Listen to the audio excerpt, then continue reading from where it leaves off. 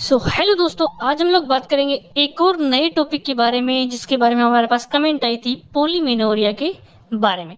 इसमें अपन पूरी तरीके से बात करेंगे पॉलीमेनोरिया क्या होता है, क्या इसके कारण है, कैसे इसके कारण को पता लगाया जाता है और फिर उसका क्या ट्रीटमेंट दिया जाता है। सभी कारणों के ट्रीटमेंट के बारे में हम डिटेल से बात करेंगे, आराम आराम से, बहुत ही आसान भाषा में, हिंदी में। तो सबसे पहले अपन जानते हैं कि जो पॉलीमेनोरिया होता क्या है। Polymenorrhea, frequent menstruation with the intervals less than 21 days, but the amount of the duration bleeding may be normal।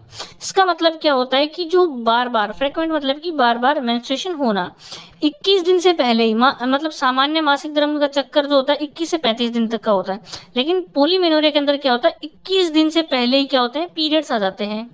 और उसमें क्या होता है, ब्लीडिंग वगैरह सब नॉर्मल हो सकती है, लेकिन वो 21 दिन से हर बार मतलब कि बार बार 21 दिन से पहले ही अगर हो रहा है तो मतलब वहां पे पॉलीमेनोरिया वाली समस्या है, बार बार होने वाली समस्या है। उसके बाद में अपन जानते हैं इसके कारणों के बारे में कि क्या क्या कारण होते हैं इसके पीछे, पॉलीमेनोरिया के पीछे। तो सबसे पहले आता है हार्मोनल कोज, जो कि सबसे कॉमन देखा जाता है। इसमें मेन होता है एस्ट्रोजन और प्रोजेस्टेरोन हार्मोन का इम्बैलेंस होना। अगर ये इम्बैलेंस हो गए हैं तो ये प्रॉब्लम आती है देखने को, और भी काफी सारी प्रॉब्लम्स आती है। अगर ये हार्मोनल इम्बैलेंस है ना तो काफी सारी समस्याएं देखने को मिलती है, उसमें से ये भी एक हो सकती है। उसके बाद में एन ओव्यूलेटरी साइकिल, मतलब कि वहां पे ओव्यूलेशन नहीं होता है, अंडे का ओव्यूलेशन नहीं होता है। या तो फिर आपकी एज जो है प्यूबर्टी भी स्टार्ट होने वाली है, या फिर आपका मेनोपॉज आ चुका है, तो उसके आसपास हार्मोनल इम्बैलेंस होने के कारण ये प्रॉब्लम हो सकती है। थायराइड हार्मोन में इम्बैलेंस कम या ज्यादा होने पर ये प्रॉब्लम हो सकती है। प्रोलैक्टिन हार्मोन अगर आपका ज्यादा हो गया है तो भी ये समस्या आपको हो सकती है। तो ये सारे कारण हैं हार्मोनल के बाद में। उसके बाद में स्ट्रक्चरल कोजेस, मतलब कि आपकी जो स्ट्रक्चर है, जो वो आपकी जो गर्भाशय की स्ट्रक्चर उसमें चेंज आना, जैसे यूटेराइन फिब्रॉइड्स बना, जो फाइब्रस टिश्यूज होते हैं वो इकट्ठा होकर के और जैसे ट्यूमर लाइक की शेप बना लेते हैं। एंडोमेट्रियम लिप्स, जो अंदर की जो परत होती है वहां पे पोलिप्स बन जाना, मतलब कि वहां पे एक तरीके से गांठ की तरह लम्स टाइप में बन जाना। Pelvic PID pelvic inflammatory disease हो सकते हैं, इन्फ्लामेशन अंदर हो सकता है। एडिनोमाइसिस, मतलब कि जो आपके जो गर्भाशय होता है ना वो अंदर की तरफ अगर ग्रोथ कर रहा है तो उसकी साइज बढ़ जाती है, उसकी परत बिल्कुल मोटी हो जाती है और वहां पे बहुत ज्यादा पेनफुल और पॉलीमेनोरिया वाली जैसी समस्याएं देखने को मिलती हैं। तो ये एक स्ट्रक्चरल कोज उसके पीछे हो सकता है। उसके बाद में कुछ अदर कोजेस की अगर अपन बात करें तो स्ट्रेस एंजाइटी, जिसकी वजह से चीजें बढ़ सकती हैं, बहुत ज्यादा एक्सरसाइज करना, अचानक से मतलब कि वेट का चेंज होना, बहुत ज्यादा जल्दी वेट बढ़ जाना, कम होना, कॉन्ट्रासेप्टिव जो होती हैं टैबलेट्स इमरजेंसी में उनका बहुत ज्यादा यूज करना, या फिर आपको पॉलीसिस्टिक ओवेरियन सिंड्रोम होना। इसके ऊपर अपन ने पहले से वीडियो डाल रखी है, वो आप जाकर के देख सकते हैं। तो ये सारे कारण होते हैं अपने को देखने के मिलते हैं जो पॉलीमेनोरिया वाली कंडीशन होती है उस केस में। उसके बाद में सिम्टम्स की अपन बात करें तो ये सीधी सी बात है कि 15 से 20 दिन में उसके जो क्या होता है मेंस्ट्रुएशन जो पीरियड होता है वो आ जाता है।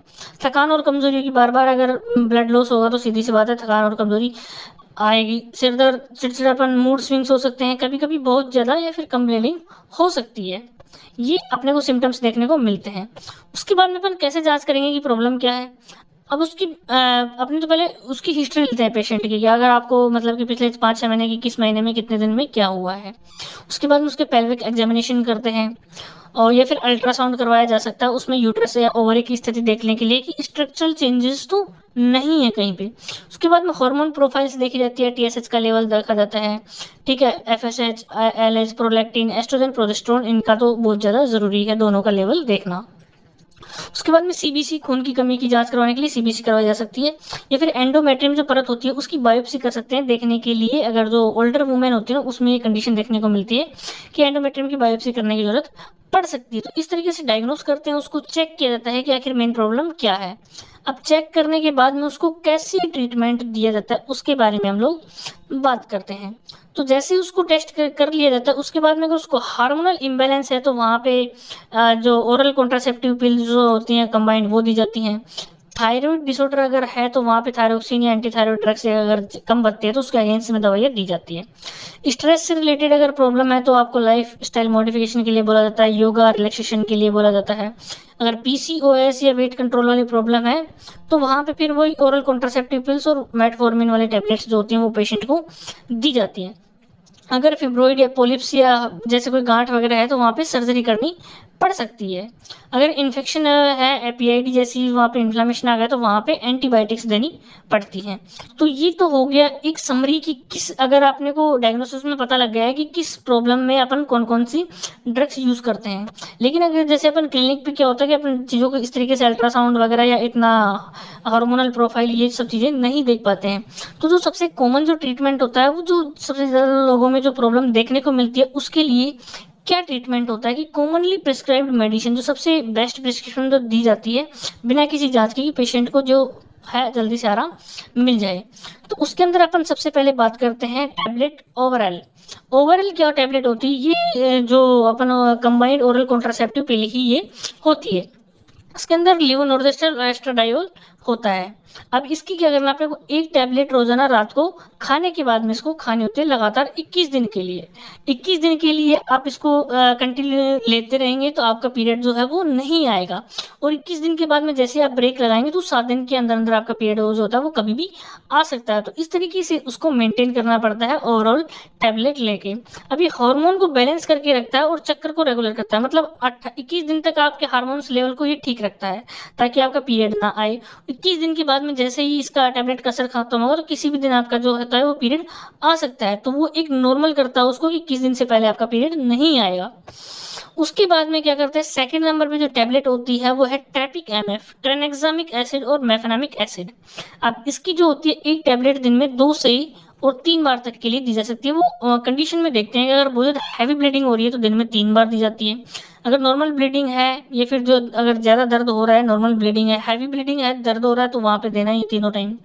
और अगर ब्लीडिंग ठीक ठाक है और दर्द भी अगर पेशेंट को है तो आप 2 टाइम दे सकते हैं ब्लीडिंग को रोकने के लिए। तो इसको क्या मेनली काम क्या होता है, ब्लीडिंग और दर्द को कंट्रोल करता है। जो ट्रेनेक्सामिक एसिड होता है वो ब्लीडिंग को कंट्रोल करता है और मेफेनामिक एसिड जो होता है वो दर्द को कंट्रोल करता है। अगर पेशेंट को हैवी ब्लीडिंग और दर्द जैसी समस्या है तो ही ये टैबलेट आपको देनी है, अदरवाइज इसको आप स्किप कर सकते हैं। तो ट्रैपिक एमएफ भी बहुत ज़्यादा यूज़ की जाती है, लेकिन अगर प्रॉब्लम है तो दीजिए, वरना हैवी ब्लीडिंग अगर नहीं है तो नॉर्मल है तो उसको देने की ज़रूरत नहीं है। इस चीज़ का आपको ध्यान रखना है। उसके बाद में थर्ड नंबर पे आती है ओरोफिर एक्सटी। ओरोफिर एक्सटी मतलब कि इसके अंदर फेरस एस्कॉर्बिट और फोलिक एसिड। जो मैंने बताया ना कि बहुत ज़्यादा अगर ब्लीडिंग होती है तो वहाँ पे क्या होता है, पेशेंट के अंदर कमजोरी आ जाती है, आयरन की कमी हो सकती है। तो इसकी अगर मैं डोज की बात करूँ तो एक टैबलेट दोपहर के खाने के 1 घंटे बाद में ये दी जाती है। खाने के 1 घंटे बाद में इसलिए दी जाती है क्योंकि आयरन का एब्जॉर्प्शन अच्छे से हो सके। और इसका आपको मेनली ध्यान रखना होता है कि आयरन का कोई भी अगर आप सप्लीमेंट ले रहे हैं, कोई भी टैबलेट ले रहे हैं, तो उसके 2 घंटे आगे पीछे तक आपको कभी भी मिल्क वाली चीज़ें, कैल्शियम वाली चीज़ों का सेवन नहीं करना है, क्योंकि कैल्शियम इसके एब्जॉर्प्शन नहीं होने देता है। इसलिए 2 घंटे का आगे पीछे हमेशा कोई भी कैल्शियम वाली चीज़ आप खा रहे हैं, मिल्क या मिल्क से बनी कोई चीज़ खा रहे हैं, तो उसको 2 घंटे आगे पीछे आप रखिए। ये क्या काम करता है, खून की कमी को पूरा करता है और कमजोरी को ठीक करता है। जो ब्लीडिंग ज़्यादा होने से बार बार अगर हर महीने 21 दिन से पहले ब्लीडिंग होती रहेगी बार बार, तो ऑब्वियसली पेशेंट के अंदर कमजोरी आने लगती है। और उस खून की कमी को पूरा करने के लिए, उस कमजोरी को ठीक करने के लिए आप किसी भी ब्रांड की कोई भी टैबलेट ले सकते हैं। उसके अंदर आयरन का कंपोजिशन होना चाहिए, फेरस एस्कॉर्बिट और फोलिक एसिड उसके अंदर होना चाहिए। तो ये आप किसी भी ब्रांड की जो रहती है ये टैबलेट ले सकते हैं। तो ये जो तीनों टैबलेट होती है मेनली दी जाती है, जिसके अंदर जो मेन काम होता है वो ओरल कॉन्ट्रासेप्टिव का ही होता है। हार्मोन को बैलेंस करके रखती है 21 दिन तक के लिए। उसके बाद में रेंटेक टैबलेट दी जा सकती है पेशेंट को अगर जलन या गैस की शिकायत हो, तो ये जो एक टैबलेट होती है दिन में एक बार सुबह सुबह खाली पेट उसको दे सकते हैं। वरना अगर उसको प्रॉब्लम नहीं है तो नहीं देना। वैसे रेंटेक दे दें तो ठीक रहता है, पेट जो होता है हल्का हल्का रहता है, कोई दिक्कत वाली बात नहीं है। रेंटेक एक टैबलेट जो होती है पेशेंट को सुबह सुबह खाली पेट के लिए दे दी जाती है। कभी कभी बार जो होती है पेंटोप भी दे दी जाती है। तो रेंटेक आप दे सकते हैं, कोई दिक्कत नहीं है। उसके बाद में अपन एडिशनल एडवाइस की बात करते हैं कि जो आप ट्रीटमेंट ले रहे हैं उसके साथ में आपको क्या चीज़ें सावधानी बरतना ज़रूरी है ताकि आपको जो है आसानी से जल्दी से आराम मिले।